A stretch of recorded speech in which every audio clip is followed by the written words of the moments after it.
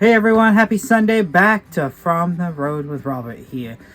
So it's been a little while since I pushed a video out, about 15 days. So I thought I'd make a little video. I don't have a huge amount to cover, but we do have some stuff to do today. One is involving the washer dryer setup that I put in. And then the other one is I wanted to kind of show you guys the area, because I've not taken you to some of the area where I actually reside, as far as like the nice places like the beaches and the coast, and I'm really close, so I want to show you guys where that is. But go ahead and stay tuned, and I'm gonna take a shower, get ready, and then we'll get on the road to what we need to do today. All right, see you guys in a minute.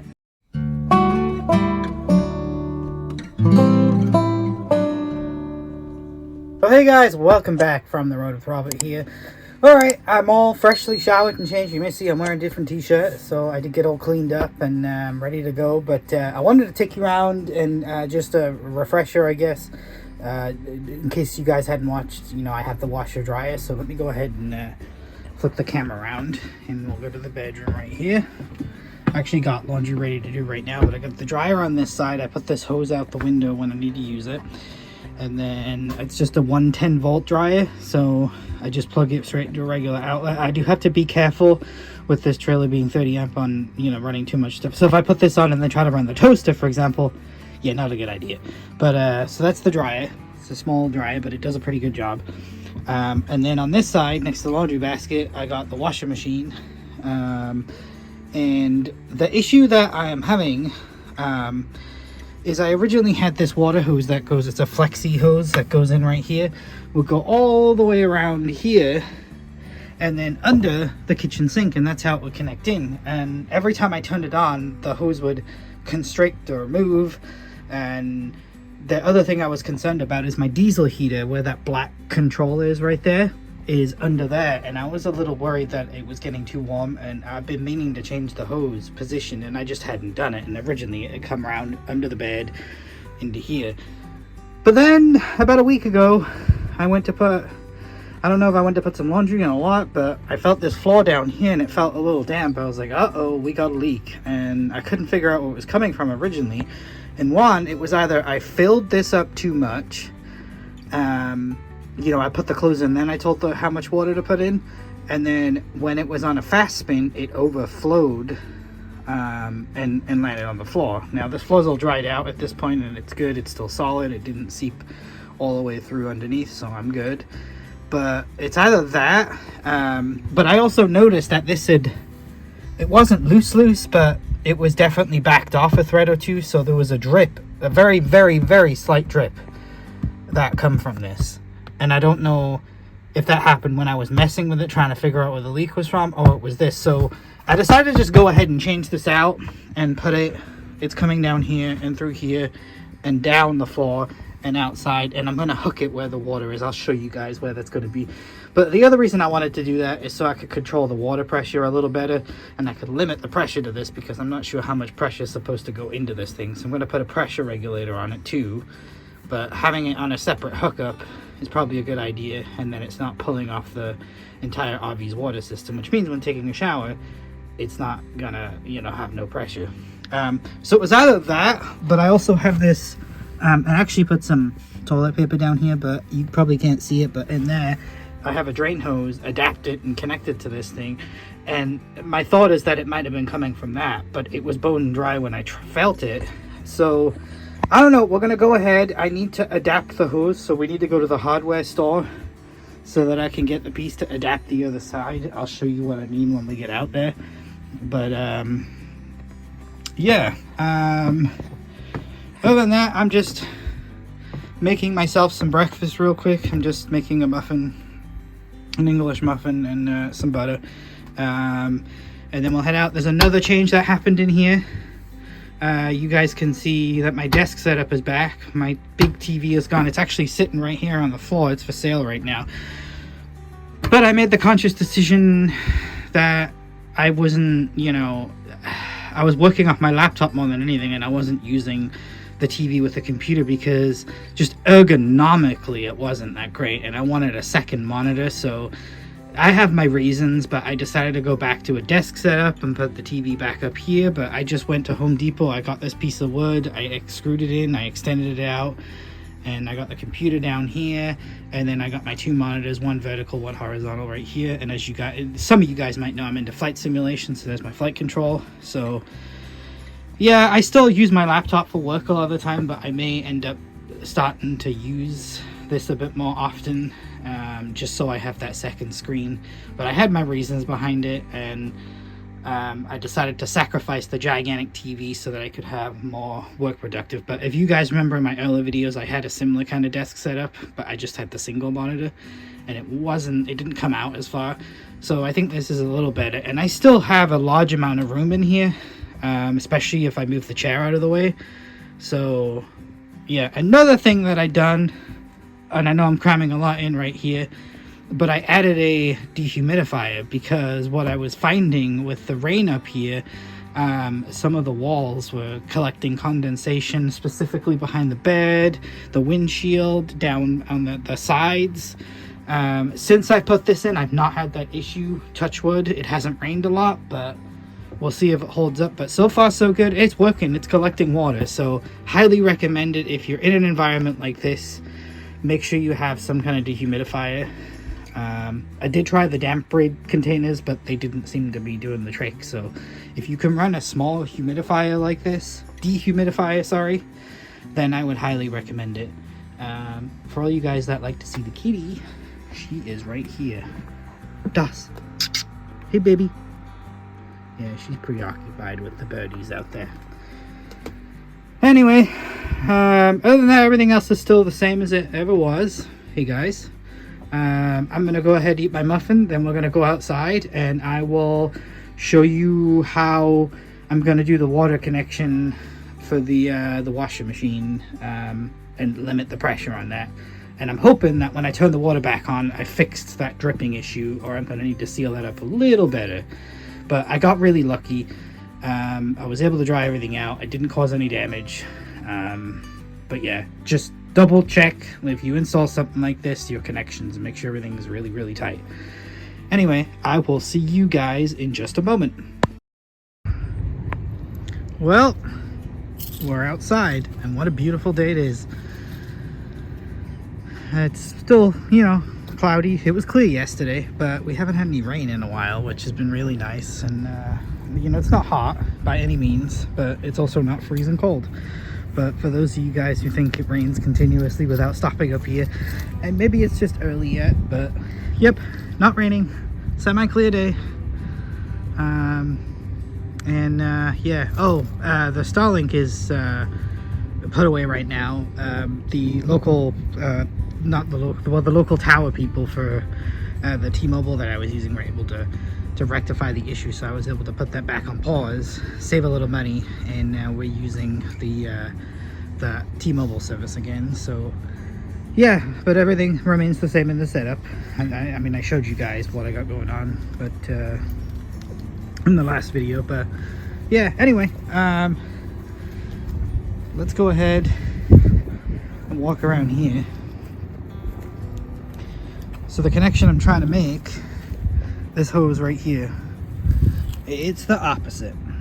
So I just need to get an adapter to adapt this, but the water just comes out of here into this filter, and then that blue hose is my hose that goes into the RV, and this black one is the one that goes into the washer, and it literally just goes up into this bay along with all, you know, when I ran those cables and stuff for the Starlink and all the internet stuff, it's just going the same route. So we're gonna run to the store, the hardware store, get what we need, get this hooked back up, turn it on, and see if she still leaks or if it works without leaking. So that'll be nice. I'll have to run it and let it fill up, and then we'll have to keep an eye on it for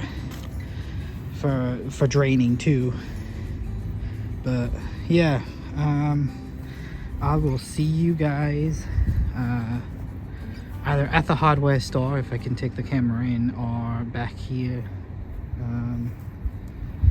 in a minute. But yeah, let's get going for now. Okay, Well, let's get going. I still don't really have a better way to mount this this camera slash phone.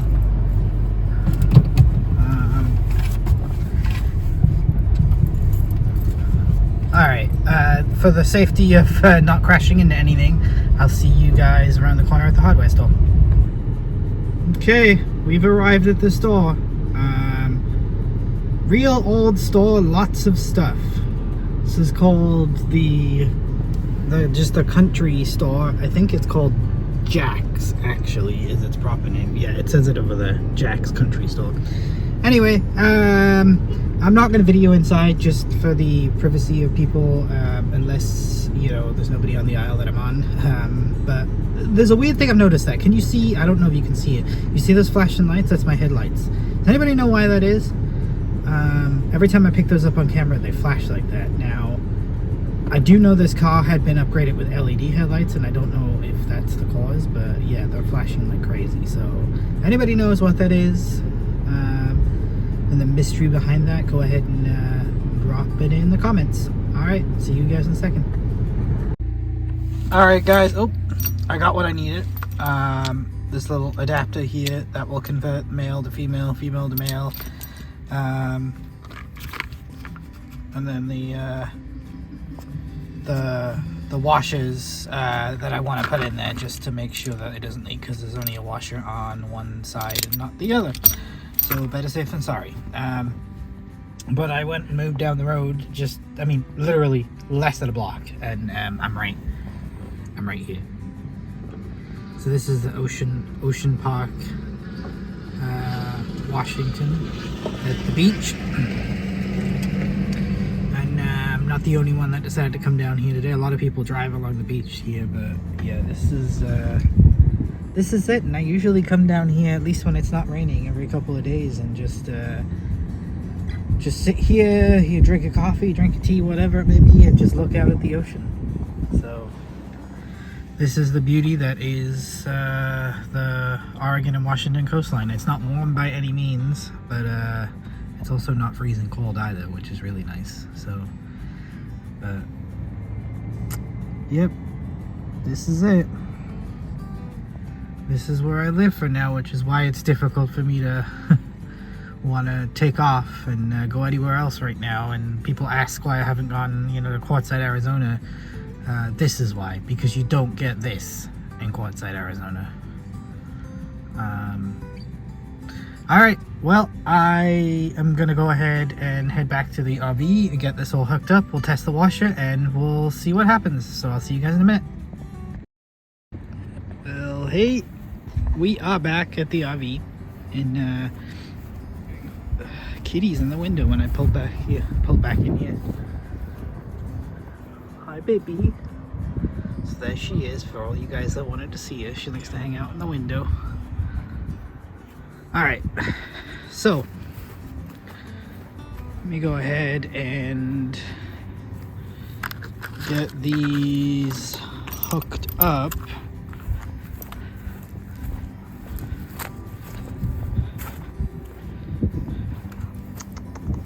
Alright, I need both hands for this, so I'll see you guys when I get it hooked up. Ooh, there's another kitty cat here. Guess there's another cat around here. Alright, be right back. Well, I'm glad the store's around the corner, because that adapter doesn't fit. I don't know why. I thought the threading was the same, and I had the guy in the store recommend it. But here's what I'm thinking. It says, a little focus, F and H. 3/4 FNH to 3/4 FNPT. So this side, that fits.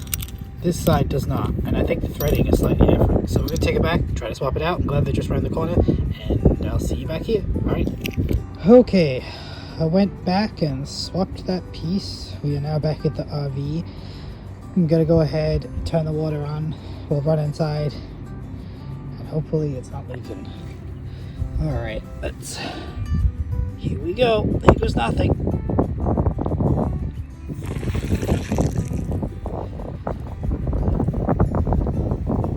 All right, let's go inside.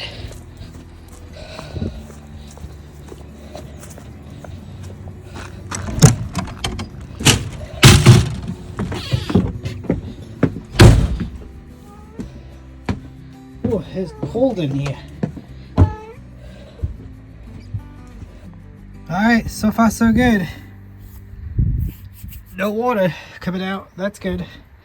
The hose did do all this weirdness though, scrunchied up, so I'm gonna try to sort this out a little better. And go from there. Alright, I'll be back when I get this thing started. Let's start this thing filling up. Let me just double check it. So far so good. No water. I'm gonna put this towel in the wash too. Alright, so you guys have never seen me use this. So I turn it on. We're gonna just do a, yeah, let's just do the standard wash.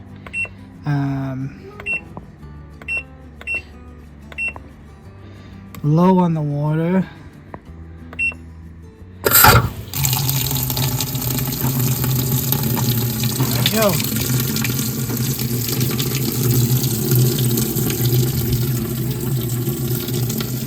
I'm gonna probably get a different hose at some point. I don't much like this hose.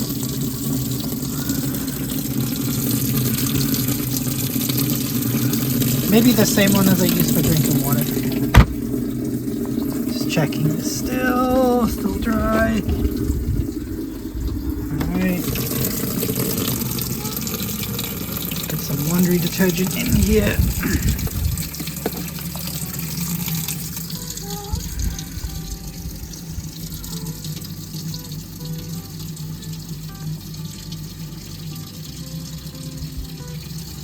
Okay. Hold for a second.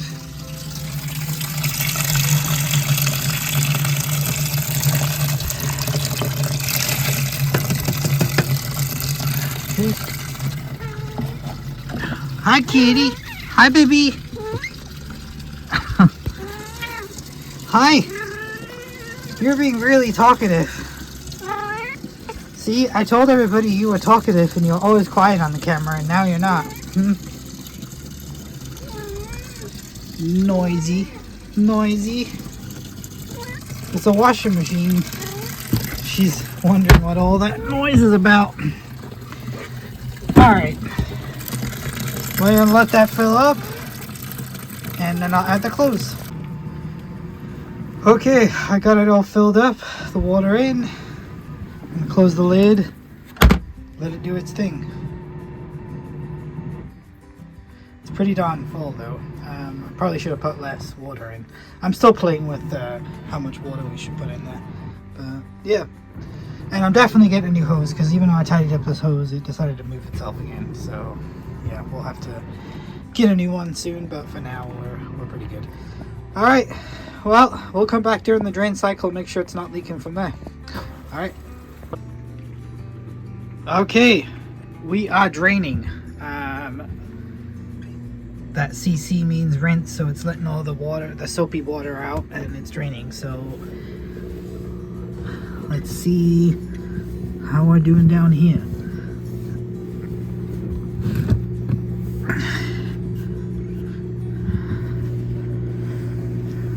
Let's see any. Oop.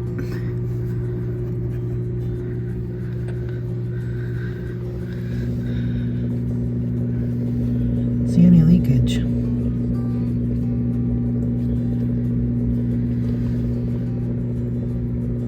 Let's give it a minute.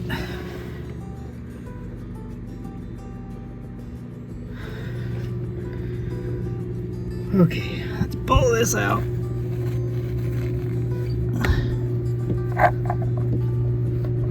Trying to see if my fingers get wet. I'm at a weird angle.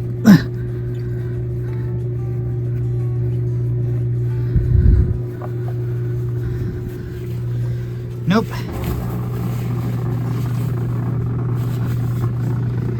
It's dry.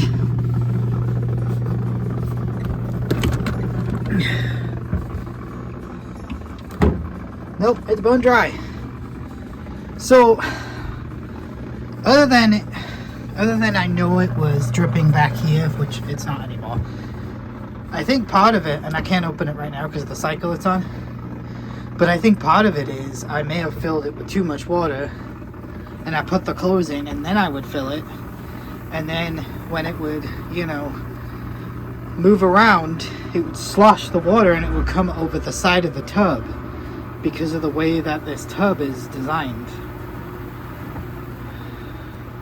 Let me see if I can pause it for a second. I'll show you what I mean.